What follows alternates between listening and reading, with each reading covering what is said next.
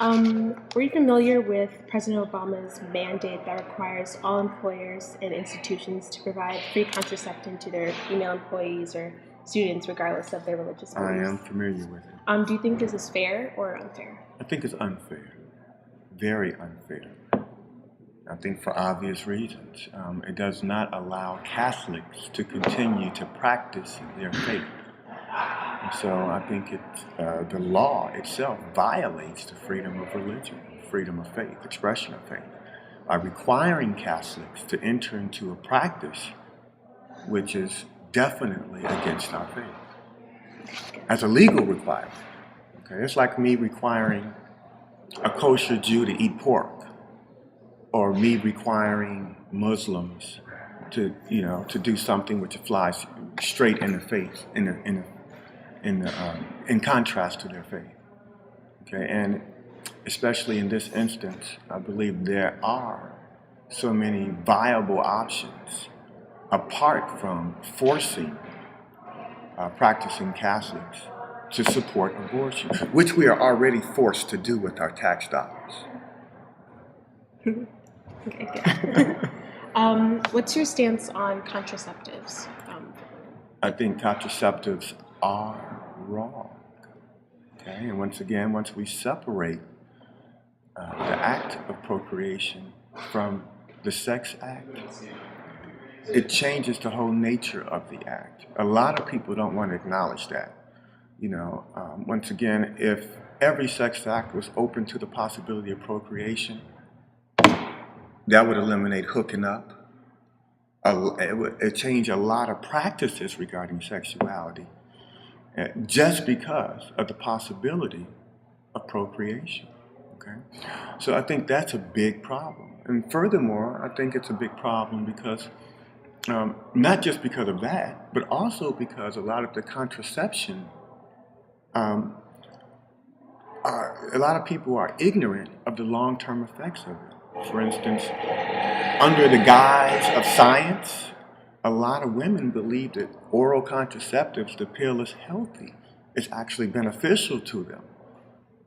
But when they see the research, when they see the facts, they'll come to realize that the pill is not a blessing or a panacea or a gift in the way that it's been presented. And a lot of times, all the negative realities about oral contraceptions or other types of birth control are ignored. Okay? And I find this repeatedly with the contraceptive mentality. For instance, a lot of women believe that abortion is just an outpatient procedure, it's not a problem, it's safer than pulling a tooth. But then now we got a Philadelphia abortion clinic doctor who's being prosecuted for some unbelievable conditions, and a lot of liberals don't want to acknowledge that the state of his clinic was not an anomaly. It's the norm in a lot of poor communities. These clinics are underserved, they're not clean, a lot of women are being affected, and there's a lot of long-term medical, emotional, and spiritual problems from the practice of abortion that are not being addressed. And women aren't even being counseled about these when they talk to someone, a medical professional, about abortion. It's only the good things are being presented. The same thing like the pill. And so I think we have systematically moved away from even telling the complete truth about, quote, contraception. And we spin it all in a good way. Mm-hmm. Okay. Are you aware of Roe versus Wade? Yes. Okay. Many politicians have talked about repealing this amendment on this past election season.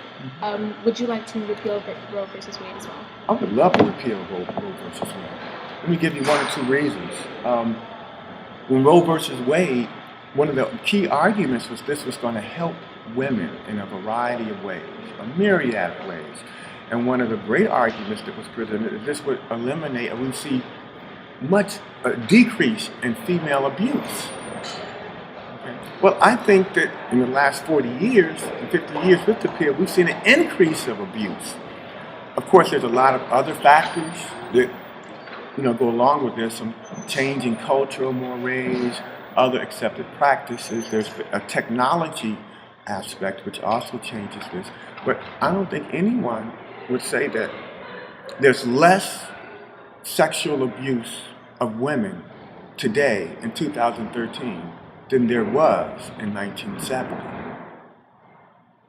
Okay? Furthermore, I would argue that if we look at the way women are treating themselves because of the pill, the way they're selling themselves, the way they're entering the sex industry for money, definitely I don't think we can build a case of virtues that outweigh a list of vices when we just look at abortion straight on. I think the list of vices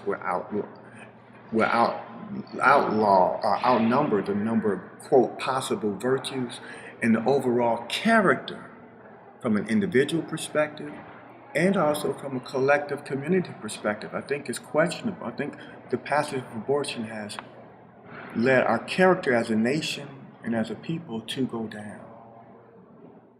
And the fact that when you tell a most sacred relationship, the mother and child, that the mother can kill a child, she can kill her child based on embarrassment or monetary reward or things like that, then the child is going to grow up thinking in terms of, why was I chosen? You know, I have a choice regarding life also. And you can see that if in the most sacred relationship of mother-child, if the mother has the choice to live or die or to kill, we can think about other realities, businesses, where people would definitely say that it's not a stretch to decide if these people will live or die based on money or other things, modeled by the sacred relationship of the mother-child. That creates a model for which the rest of the community can follow. And we're not acknowledging that from a character perspective, that this devalues life across the board. Okay. Would you allow abortion in the case of rape or incest? You kind of said this before, but... No. In fact, let me be specific about this. I got 4 daughters, and I told all of my daughters from day one, before they even knew what sex was, if you get pregnant, no abortion. We'll take care of the baby. That changed the whole perspective, at least in my family. And this is how a lot of Catholics, they don't do this. They'll talk about they're against abortion, but then in their own family, they'll make a, quote, exception.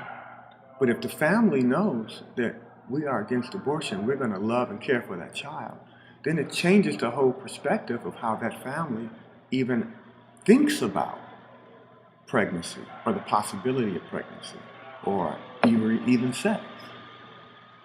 And so I definitely am against, in cases of rape. And then I'm against it on another reason. And this is something you don't hear that often. Rape and incest accounts for maybe, I'm going to be generous, 4 to 5% of all the total births. And that's being generous. It's actually 2 to 3%. 95% of all births are by people who willfully laid down to have sex. And so to start with the 5%, to try to make your argument, that's like men talking about rape. How many women, I'm sure women do rape men, but I think the percentages are so low to talk about, for a guy to start talking about rape, women raping men, when we go to the topic of rape, is disingenuous. Because it doesn't address the majority. In the same way, when individuals want to talk about the collective numbers of unwed pregnancies, and they start with the 5% instead of the 95%, that's a disingenuous argument. It's not true, it's wrong. And I think that's something that needs to be said. I think in our spiritual journey, I think the greatest challenge for us is to make the choice between whether we are American or whether we are Christian. There's no secret about what our faith tradition tells us, to love our enemies, to build certain attitudes, to live a certain way, and to build and live the virtues of the kingdom. But then at the same time, our culture challenges us to be Darwinistic, to ignore the scriptural values, to live according to American values, to get paid, to be famous, to be eternally youthful, and all of this other crap. And early on, and from our young adulthood, we have to make that choice. And if we delay that choice, like a lot of people think, I'm going to wait till I get older before I come with God, then all we're doing is not sitting on a fence. We're actually building a character of American character, backsliding, half-assed. We're denying the faith and we're building American virtues and we're becoming an American. But then if we make the choice to live the Beatitudes, to live the Ten Commandments, not to tell lies, not to steal, even though it's legally, not to kill, even though it's legal, abortion, euthanasia, then we've made a choice to grow in holiness. We will lose, from an American perspective, fame, fortune, but we will gain the kingdom. And I think this is the crux of our choice. We're called to be Christians, not Americans.